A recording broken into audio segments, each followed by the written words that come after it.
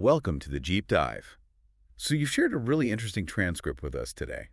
It's from the EDP English Dialogue podcast over on YouTube, and it's called 7 Things You May Not Know About Your Emotions. Right. I found that one fascinating. Yeah, me too. And that's exactly what we're going to, get into today is some surprising takes on feelings once we deal with constantly. Absolutely. And our mission here really isn't just about naming emotions like I'm happy or I'm sad. It's more about understanding how they actually work deep down. Yeah, digging a bit deeper. Exactly. And how knowing that can genuinely help, day to day. It's true. We tend to slap labels on them so fast, don't we? Happy, sad, angry. Totally. But what's really insightful in this material is how it pushes us to look past just those simple words, to get the nuance. Okay, so let's jump right into the first thing that really, it sort of reframed things for me. Okay. This idea that emotions themselves aren't actually good or bad. They're more like neutral signals. Now, be honest, right? How often do you think, oh, happiness, that's good, and like anger or sadness, those are bad? Oh, all the time. It's almost reflective. It is. It's like automatic. Yeah, it's really baked into how we're raised, how society views things. We're kind of taught, aim for these feelings, avoid those ones. Right. But if you look at what this source is saying, emotions are more like messengers delivering information. Messengers. Take anger, for instance. The transcript mentions it can be a really strong motivator for, say, self-defense. Yeah, I saw that. And when you think about it like that, it doesn't seem automatically negative, does it? No, not really. It's like information telling you maybe there's a threat or something's unfair. Exactly. It's providing data about a situation. That is a different way to look at it. Like that surge of energy you get when you feel someone's, crossed a boundary. It might not feel pleasant exactly, but it definitely pushes you to stand up for yourself or for what's right. Precisely. Or sadness. The transcript mentions sadness helping us process loss. That's another one we often try to just push away. Oh, definitely. Avoid it at all costs. But sadness, it sort of creates that space, doesn't it? For reflecting, for grieving. And those are actually really vital for healing, for moving on after something tough. And here's the really interesting bit, the distinction they make. It's our response. Our response? Yeah, how we react to the emotion. That's what has the moral weight, not the feeling popping up in the first place. Okay. So feeling angry isn't inherently bad. Right. But maybe yelling at someone because you're angry, that's the part to look at. Exactly. That's where the choice comes in, the ethical dimension. That's actually a really powerful distinction. So instead of beating ourselves up for feeling something, yeah, that immediate judgment. the move is to pause and ask, okay, hang on. What's this feeling actually telling me? What's the message here? Precisely. It changes the whole relationship, doesn't it? From just reacting blindly to actually inquiring, being curious about your own feelings. Like, if you feel anxious, okay, what's the underlying fear? What uncertainty is it pointing to? Right. Yeah, they fire both when we do something and when we see someone else do it. And apparently that applies to feeling emotions, too, to some extent.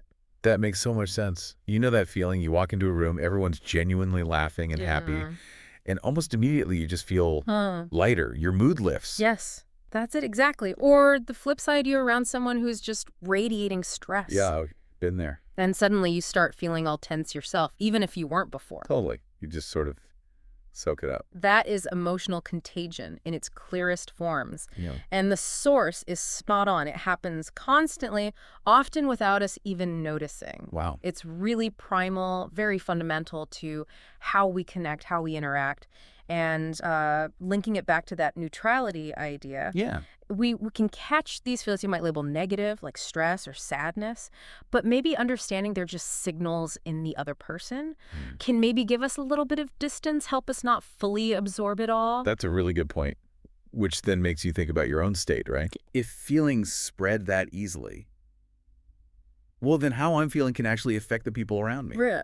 Tangibly. Exactly. The transcript sort of implicitly points towards a kind of emotional responsibility. No responsibility. Yeah, like being mindful of the energy, the vibe you bring into a room or a conversation. Okay. It's not about faking it or suppressing what you feel, not at all, but just being aware that your emotions ripple outwards. Right. For better or for worse. For better or for worse. And it also explains why we often, maybe without even thinking about it, gravitate towards people whose general mood lifts us up. Yeah, that makes total sense. Yeah. Like consciously or unconsciously, choosing to hang out with people who are generally positive. The source kind of touches on that. It does, because you know that positive energy is more likely to spread in a good way. Benefits everyone involved. Precisely. Yeah. So if you look at the bigger picture here, understanding this contagion thing really highlights why it's important to try and foster positive emotional environments. Not just for ourselves. No, but for, our communities, our relationships, our families, our workplaces,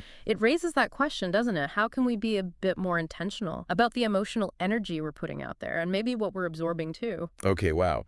So let's just quickly recap these first two big ideas from the transcript for everyone listening. Good idea. First, your emotions deep down aren't good or bad.